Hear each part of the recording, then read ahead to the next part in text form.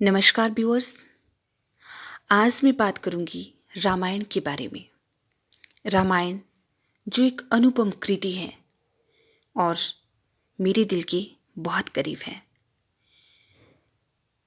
मैं कहना चाहूंगी कि शायद रामायण जैसी कृति का पाठ न करके या इसका अनुसरण न करके हमारा जीवन अधूरा है, क्योंकि रामायण और महाभारत ऐसे ग्रंथ हैं, ऐसे पवित्र ग्रंथ हैं जो हमारे जीवन को नया मार्गदर्शन देते हैं, हमारे जीवन को सफल बनाते हैं। और जब कभी हम हौसला हार जाएं या डगमगा जाएं इस जीवन रूपी पथ से, तो इस पर आगे बढ़ने की प्रेरणा देते हैं कि कैसे हम अपने सुकर्म के रास्ते को अपनाएं और अपना जीवन यापन करें। रामायण हिंदू रघुवंश के राजा राम की गाथा है।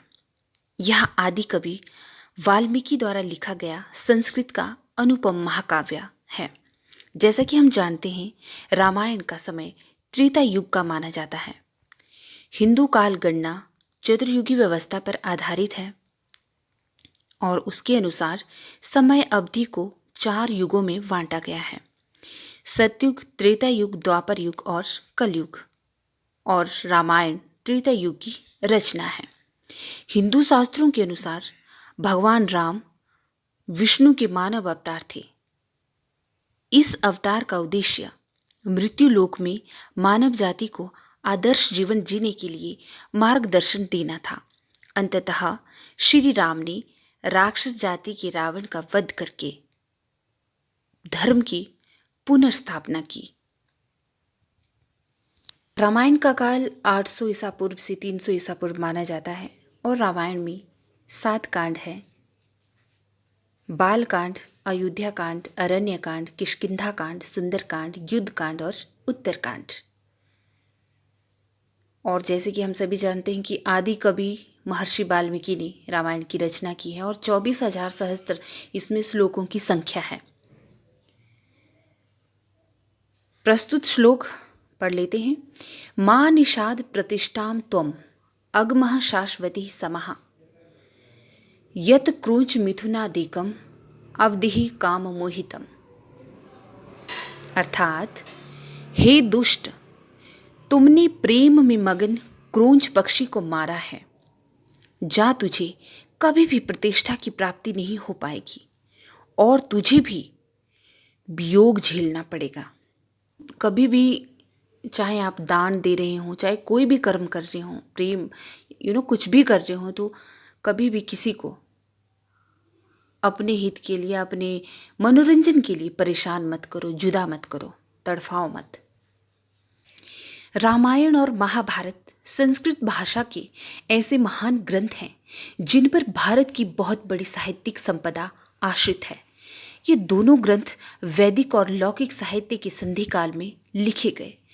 इनसे संस्कृत साहित्य ही नहीं अपितु भारतीय समाज भी प्रभावित हुआ।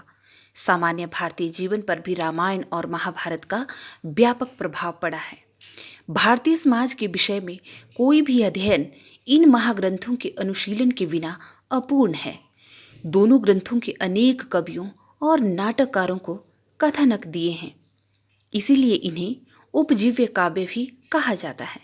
दोनों ग्रंथों का प्रभाव समान होने पर भी कई दृष्टियों से ये परस्पर भिन्न है।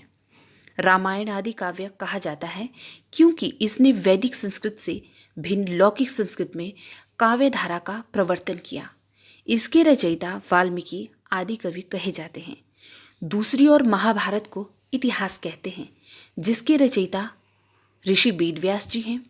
वह विश्वकोश के समान भारतवर्ष के ज्ञान विज्ञान के सभी पक्षों का निरूपण करता है। इसके वर्तमान स्वरूप के विकास में कई पीढ़ियों का योगदान भी है। मधुमेह भणितिना मार्गदर्शी महर्षि रामायण की रचयिता वाल्मीकि ने प्रथम अलंकृत काव्य लिखकर समस्त पर्वतीय भारतीय कवियों के लिए आदर्श प्रस्तुत किया।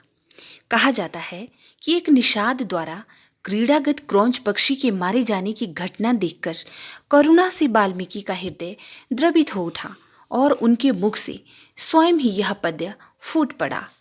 माँ निषाद प्रतिष्ठां त्वं गमः शाश्वती समः यत् क्रोंच मिथुना देगमम वधि काम मोहितम। महर्षि वाल्मीकि की वाणी अनुष्टुप छंद में फूटी थी, जो लौकिक संस्कृत भाषा का श्लोक था। उसी वाणी में उन्होंने आदर्श पुरुष राम की कथा लिखी। रामायण में राम की कथा बहुत विस्तार से वर्णित है। जहाँ तहाँ आवश्यकता के अनुसार इसमें कवि वाल्मीकि दृष्टि इतनी सूक्ष्म है और कल्पना शक्ति इतनी उर्वर है कि एक एक दृश्य को उन्होंने बहुत विस्तार प्रदान किया है। रामायण का विभाजन 7 कांडों में हुआ है। बालकांड, अयोध्या कांड, अरण्य कांड, किष्किंधा कांड, सुंदरकांड, युद्धकांड तथा उत्तरकांड। प्रत्येक कांड को सर्गों में विभक्त किया गया है। परवर्ती संस्कृत महाकवियों ने भी रामायण के इस आदर्श पर महाकाव्यों को सर्गों में विभक्त किया है तथा महाकाव्य के लक्षणों को स्थापित किया है। इसी आधार पर कालिदास, भारवी, माघ आदि कवियों ने महाकाव्यों की रचना की। रामायण में 24,000 श्लोक हैं। रामायण के अभी 3 संस्करण उपलब्ध हैं, जो भारत के विभिन्न क्षेत्रों में प्रचलित हैं। तीनों संस्करणों में समीक्षा करके बड़ौदा से रामायण का विशिष्ट संस्करण निकला है। रामायण की रचना काल के विषय में विद्वानों ने बहुत विवेचन किया है। महाभारत से पूर्व इसकी रचना हो चुकी थी, क्योंकि महाभारत में भी रामायण की पूरी कथा वर्णित है और राम के जीवन से संबंध कुछ स्थलों को वहां तीर्थ के रूप में देखा गया है। रामायण का संकेत जैन और बौद्ध ग्रंथों से भी प्राप्त होता है। इस प्रकार रामायण की रचना 5वीं शताब्दी ईसा पूर्व में मानी जाती है। आइए देखते हैं कि रामायण का हमारे जीवन में सांस्कृतिक महत्व क्या है। वह कौन से सांस्कृतिक मूल्य हैं जिनकी स्थापना रामायण हमारे अंदर करता है। रामायण का सांस्कृतिक महत्व बहुत अधिक है।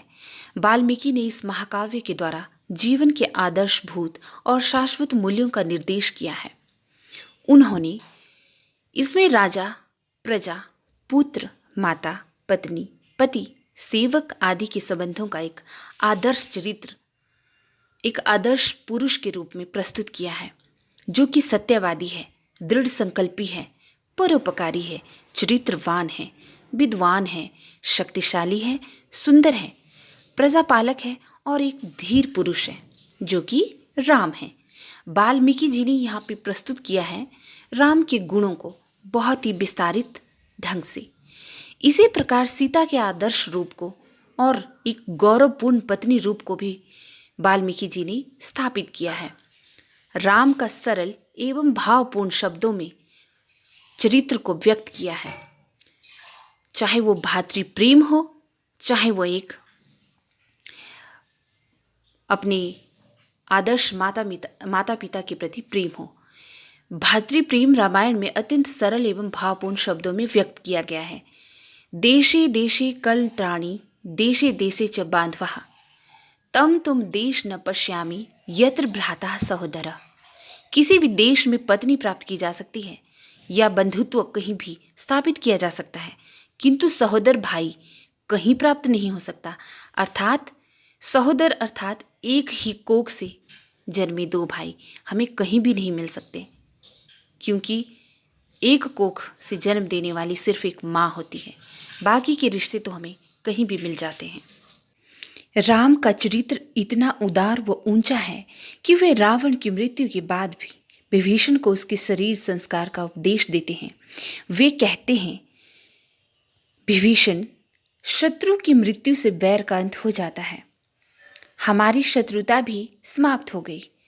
अब तो रावण का शरीर मेरे लिए भी वैसा ही है जैसा तुम्हारे लिए। मरणातानि वैरानि निर्विदम नः प्रयोजनम क्रियतामस्य संस्कारो ममापयेष यथात्वा। भरत की राज्यपद के प्रति अनासक्ति, लक्ष्मण की भ्रातृ सेवा एवं हनुमान की स्वामी भक्ति, ये तीनों जीवन के सर्वोच्च आदर्श रामायण में उपलब्ध होते हैं। काव्य का उद्देश्य है मधुर भाव से उपदेश देना। उसमें वाल्मीकि को पूरी तरह सफलता मिली है। प्रकृति वर्णनों में कवि वाल्मीकि तन्मय हो जाते हैं। उनकी उपमाएं हृदय को लेती हैं। अशोक वाटिका में शोकमगन सीता की तुलना, कवि संदेह से भरी स्मृति, अधूरी आकृष्ट कर श्रद्धा, नष्ट हुई आशा, विघ्न से युक्त सिद्धि और कलुषित बुद्धि तथा लोक निंदा के कारण नष्ट कीर्ति से करते हैं। इससे कवि हमारे हृदय में करुणा की भावना जगाते हैं। रामायण से संस्कृत कवियों को तथा समस्त भारतीय भाषाओं के कवियों को भी राम कथा लिखने की प्रेरणा मिली है तथा विदेशों में भी रामायण का प्रभाव स्थापित हुआ है। पूरे एशिया महाद्वीप की सर्वाधिक प्रसिद्ध कथा राम कथा ही है।